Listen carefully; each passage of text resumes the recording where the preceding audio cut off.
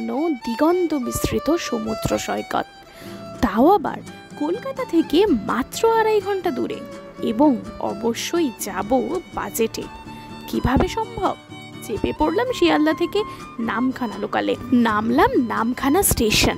এখান থেকে পেয়ে যাবে সেই সুন্দর সমুদ্র সৈকতে যাওয়ার বাস। নামলাম একটা স্টপেজে, সেই স্টপেজ থেকে নিতে হবে টোটো। গ্রাম্য পরিবেশ উপভোগ করতে করতে পৌঁছে যাবে গন্তব্যস্থলে। আর থাকার জায়গা ঠিক এতটাই সুন্দর, সামনে যে দেখতে পাচ্ছ দারুণ সুন্দর একটা লেক, সেরকমই পাবে। বিচে যাওয়ার রাস্তাটা পুরো ম্যানগ্রোভের জঙ্গলের ভেতর দিয়ে।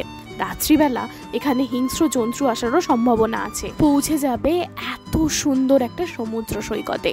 অবশ্যই তোমাদের ঘোরা শেষ করতে হবে সন্ধ্যে 6টার মধ্যে। কিভাবে কম খরচে এক রাতের জন্য এই ছোট্ট ট্যুরটা প্ল্যান করবে? আসছে হারিয়ে যাওয়ার গল্পে।